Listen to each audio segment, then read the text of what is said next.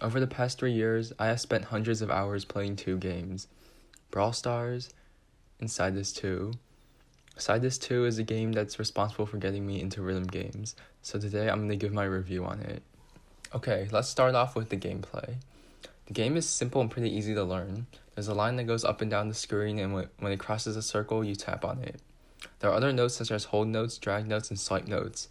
They're all pretty intuitive, except I've seen some people think that you have to drag this type of hold note instead of holding it, myself included. Other than that, it's pretty easy to understand. Every song comes with the easy, hard, and chaos difficulty, so you are able to play whatever song you want, no matter what your skill level is. The game is really good at helping you get better. I can tell from personal experience that if you play the songs at your skill level, you will improve. When I started out, I was pretty bad at this game. I got like a B on Body Talk Easy. In fact, when I started uploading Cytus videos, I didn't even beat all the songs on Easy yet. For each note you tap, you get 1 out of 4 judgments based on how well your timing is. You either get perfect, good, bad, or if you don't tap it at all, a miss. Each note you tap adds to your score, and at the end of the song, you get a letter grade based on your score. The goal is to get all perfects, which then if you do, you get a Million Master, which signals that you beat the song. I feel like Cytus is more lenient on giving out perfects compared to other rhythm games. It's also really rewarding to get Million Masters, especially when I was just starting out. The game also has a challenge for experienced players. There's actually another type of score called TP. TP works kind of like the other scoring, but there's actually 2 types of perfects. There's a regular perfect and a shiny one. And unlike the regular scoring, which counts both the perfects as like the same amount of score, for TP, shiny perfects count more to your score than regular ones. And if you get all shiny perfects, you get 100% TP. And it is significantly harder to get 100% TP. Like, I only have one song where I got 100% TP, and that was after I played it over and over again for like a month. This game does a really good job at like not making you really worry about your TP. It's kind of hard to tell the difference between shiny and regular perfects, and it only shows you your TP at the end of the song. And even if you do get 100% TP, there's nothing different. The only thing that's different is that now it says 100% TP. Okay, let's talk about the story. I'm not going to spoil anything, I'm just going to talk about how it works in relation to the gameplay. So for the first part of the game, the story is told in post in this thing called IM. It's a little confusing at first because they don't really give you any background information. And later on, the story is told through conversations that you have to read. You unlock more parts of the story by leveling up your characters, which you do by playing the game. In my opinion, the story is pretty good.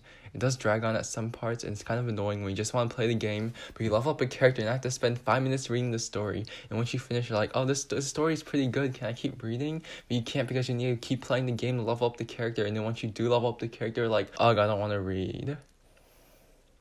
Oh yeah, you also unlock new songs by tapping on the story, but if you choose not to read the story and just tap on all the stories to get the new songs, you might tap on unskippable cutscene where you have to sit there and watch a still image with text on the bottom for like 3 minutes.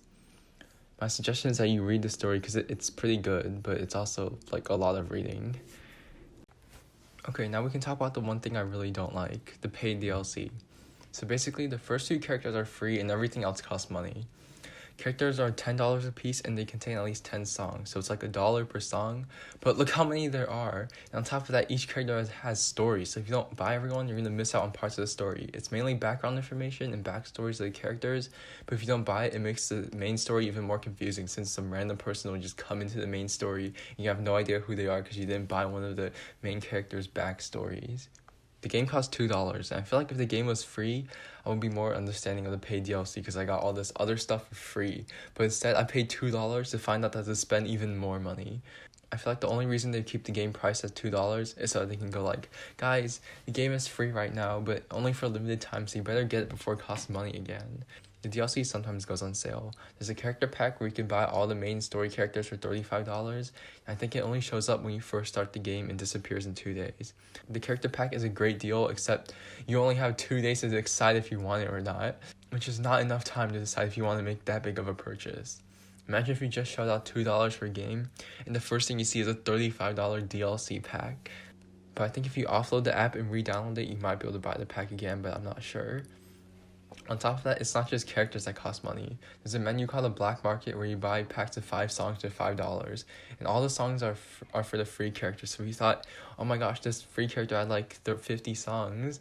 Nope, actually half of those songs are in the Black Market. There's also other stuff you can buy at the Black Market. If you play the game, you realize that you get these things called capsos. You can spend them on the capsule shop or on the capsule. The capsule is basically like a virtual crane game.